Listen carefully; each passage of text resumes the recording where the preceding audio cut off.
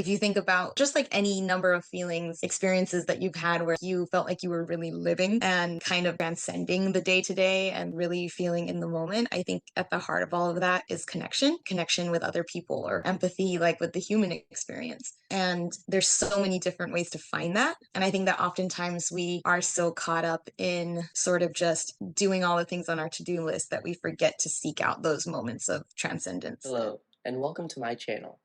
My name is Austin Alves, and I'm going to be interviewing people to learn about different careers and how to live a meaningful and fulfilling life. I hope you enjoy the video. Do you think you could do a quick introduction, like who you are, your life story, if you will? Yeah.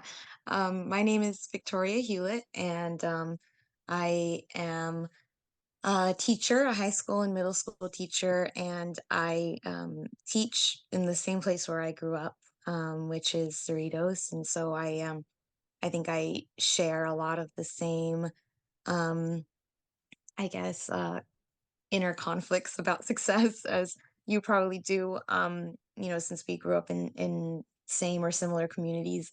Um, and yeah, I guess my definitions of success have definitely changed over time. And so I think, yeah, there's a lot to sort of delve into there. But I mean, in terms of my career and sort of the path I took to get there, I sort of went on a fast track. So um, after graduating high school, went straight to college, and then I did my bachelor's degree and my master's and my teaching credential in 5 years. So I kind of didn't really give myself very much time to really explore anything else. But instead, I just sort of, went straight for one particular goal. And as soon as I graduated, I got hired and started teaching. So I've been sort of on this this track towards one singular goal. And so I think that, um, like I said, there's a lot sort of that I'm still figuring out about what I feel is meaningful and like how I define success, especially given the fact that I didn't give myself much time to like explore other definitions of it, besides just like going to college and getting a job. So yeah, I think a lot to unpack there. At what point did you decide to set on this goal to become a teacher? Um, I guess I sort of well, another interesting thing because you talked about like going to college to get a good job and make money and everything, but like I went into college and I was an English major. And so I feel like that's sort of the like the cliche like joke major that people talk about when it's like, are you really going to spend, $100,000 go into debt on like reading poems or reading books? And like that's exactly what I did. But I guess my like when I think back on what I felt like I was good at, my whole life I felt like um I was good at reading, I was good at writing, and sort of I had to find a career that I could talk about poems all day. And there's sort of I think like a limited number of options for someone who wants to do that. So I sort of knew to begin with, I guess, that I would probably go into the classroom. Um, and so that I guess helped kind of simplify things for me. But I think it's also interesting that a lot of kids who maybe are passionate about literature or poetry might feel like maybe there are limited options, or that, in order to make money, they have to do this one specific thing. So, um, but yeah, I can't pinpoint like exactly when I decided. Um, but I think it was sort of something that was almost a given for me because I didn't really see um, what else I could do with the things that I was passionate about. Mhm. What was that process like specifically for teaching high school English? Was it like high school English was the natural thing, or did you like consider, um, I don't know, maybe like teaching? Uh, Another interviewee that I had was our current dean, Miss Andrew, who is also my fifth grade teacher. So like teaching in an elementary school setting, or maybe as like a college professor for English, Hmm. or Yeah, I think that I've definitely thought, and I haven't even ruled that out yet in terms of like what I might want to do one day. Mhm. But I think a lot of what I've gone through in terms of like the college side of things is like sort of like that imposter syndrome thing where I'm like, there's no way they'd let me do that, or like thinking about like going to grad school for English specifically, or trying to get a PhD, things like that. That's another one of those I guess risks in life that I didn't at the time really allow myself to take. Um, and I just wanted to sort of like take the route that was secure. And I know we were just like talking about this today in class with this idea of like, are there benefits to branching out into the unknown? Um, and the truth is that like yeah, I still don't know. I guess I'm still figuring that out. But I think it comes with like having to confront this idea of, whether or not you're going to make the cut or whether or not you're going to be good enough. Um, and sort of like learning to believe in yourself that way. Which I think is also sort of an interesting thing for like those of us who went through um elementary and and middle and high school like being like labeled gifted. um because like I think there's a lot of anxiety that comes with that, with like, am I going to measure up? Have all these people been wrong about me for telling me that I have potential in this thing? I think that oftentimes there's a lot of anxiety that comes with that. And yeah, I think the willingness to take a risk can sometimes be um, diminished by that anxiety. I don't know if that's something that you've experienced too, but what would you say is the most important thing you've learned as a teacher?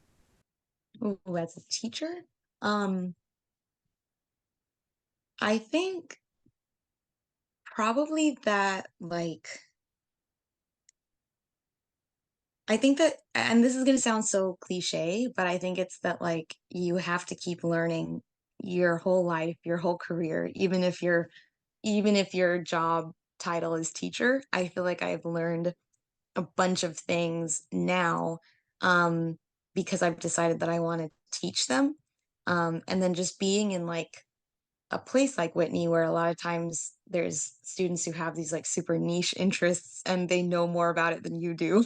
um, like just the idea that you have to be okay with not knowing everything and kind of just like committing to a lifelong learning process rather than saying that you're gonna, be done learning about this or be a master at this. Like, because obviously, like with all of the change that we've gone through in the past, 5 years or so with the pandemic and going online and all of this, it's sort of I felt like I never really got the chance to get my footing as a teacher, because I think when you had me, it was only my second year, and then we got shut down and we had to go online.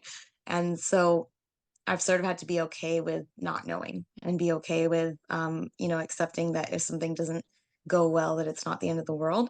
And that's, another thing that another piece of that gifted kid or post gifted kid life where it's like you feel like you have to be immediately perfect at everything all the time. And sometimes that's just not the case. And often I think that there's actually some positives to be had by not excelling right away, because there's like things to be learned along the way.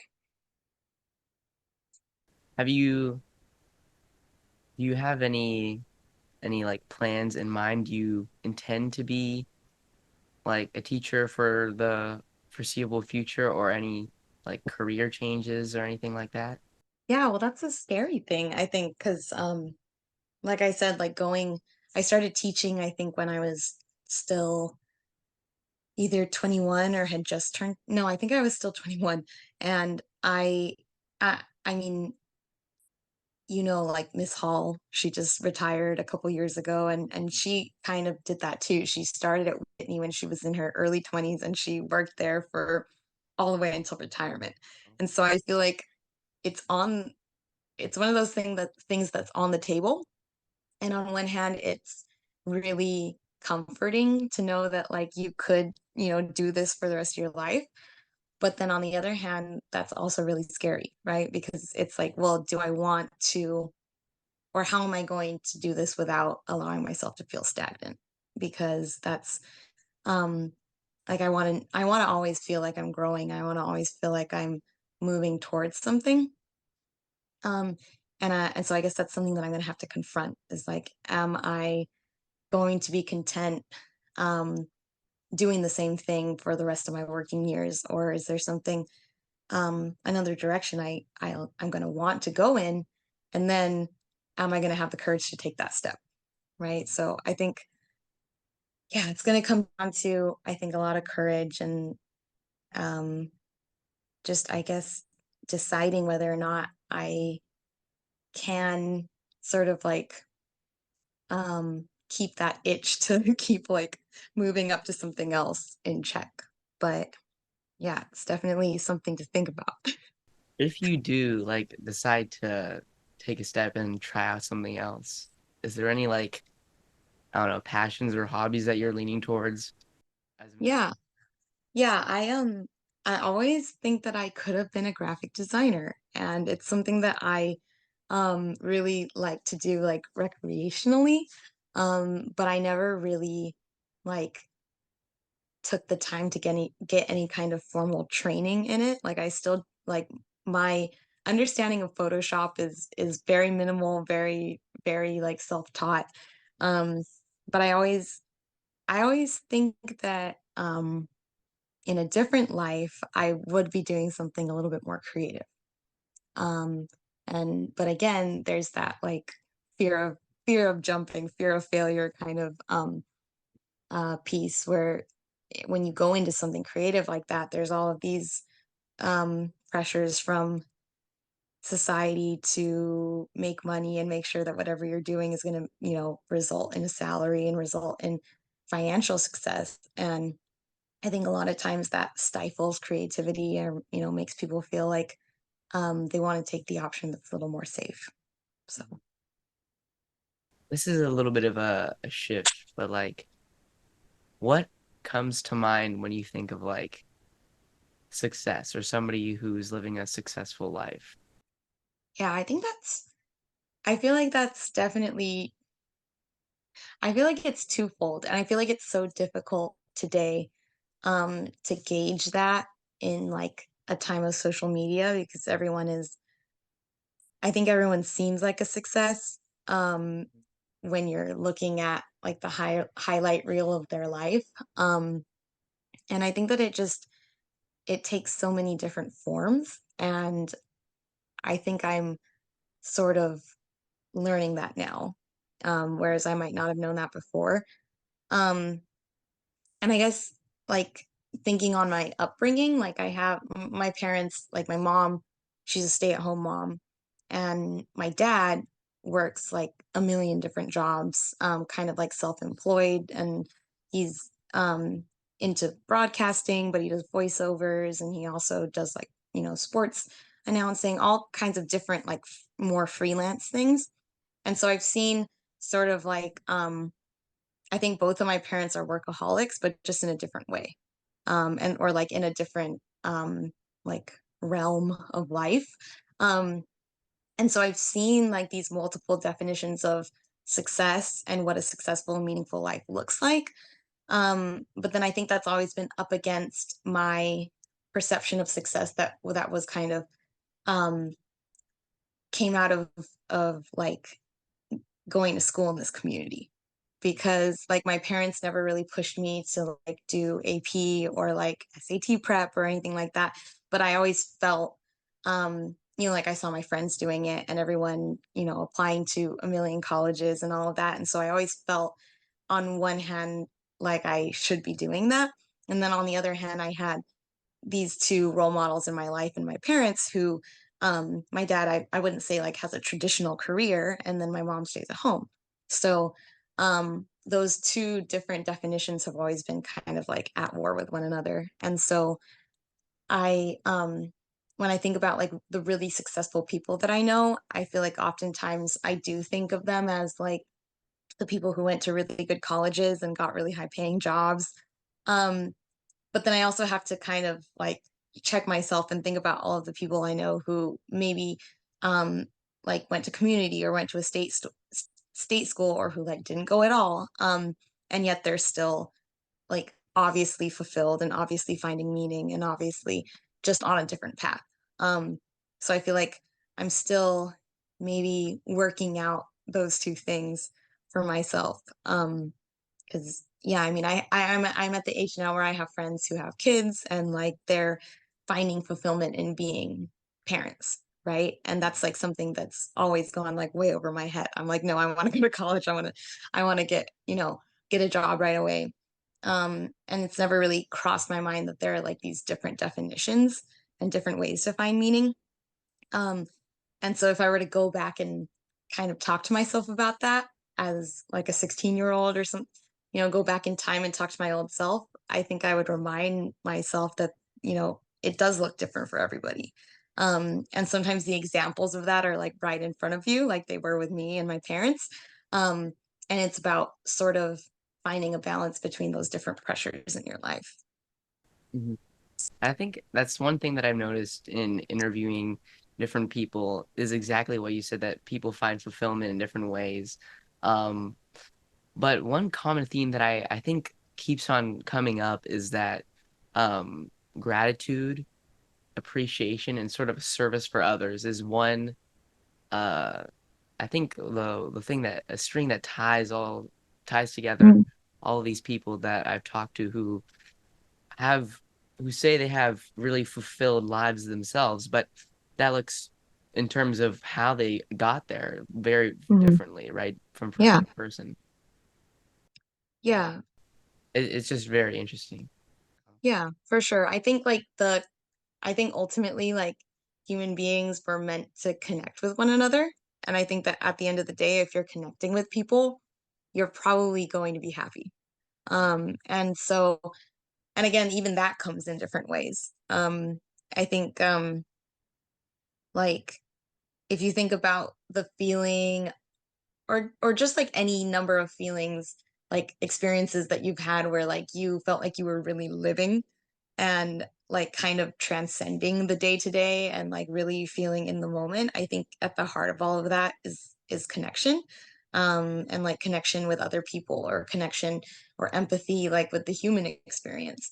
And there's so many different ways to find that. And I think that oftentimes we are so caught up in sort of just doing all the things on our to-do list that we forget to seek out those moments of transcendence, and whether that's like really connecting to something that you've read, or like having a really great conversation with somebody. um so yeah, I definitely feel like at the end of the day, if we go back to just like our roots as like early humans, that's sort of the thing that makes us human in the first place, is that like desire to be with one another and to take care of one another. um and it's yeah, so again though, there's always going to be that pressure to like make money and succeed and all of that and compare yourself to other people. But I think you're totally right, like it all comes down to like the things that are actually going to make you happy, are not going to be those material things, or those resume achievements per se. I think it's more about like that human connection. Mhm. I think one thing that sort of stems from this is like I've developed a sort of like I guess a mantra, which is to to live how my future self won't regret what I'm doing right now. Mm, So it's kind of hard to think what will my future self will or will not regret me doing though, because as you mentioned, the tension between, right, the pressure to work hard and to make it financially successful, go to a good college, versus what will actually bring me fulfillment in the long term. yeah. And I think that's something that we really need to decide for ourselves and live out in our everyday to day-to-day lives. And then my next question for you then would be, what is your biggest regret? Yeah. And I think I just want to say first that I think that's like maybe a dangerous game to try to like to try Mm, to anticipate what future Austin is going to regret, because I think that I'm just like this iteration of me, I think is would probably be unrecognizable to the mhm, 16-year-old or 17-year-old version of myself.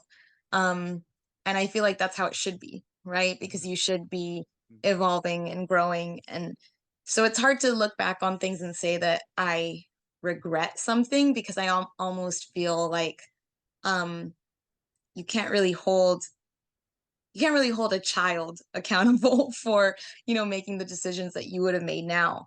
And that's what I was at 16 as a child. And yet I think I would tell myself to like just truly apply myself to something because I I think again with that sort of gifted honors AP mentality, I sort of felt like I had to do it all. And I think oftentimes that meant that I was doing a lot of things poorly rather than doing a few things truly to the best of my ability. And um, I do think that there's a lot of things that I would have wanted to pursue and really dedicate myself to getting better at. And like allowed myself to create art and be more creative and really apply myself to more things rather than trying to sort of like be in this um race to keep up with everything else. Um but yeah, I think I definitely for a long time was a I think the saying is like a jack of all trades and a master of none.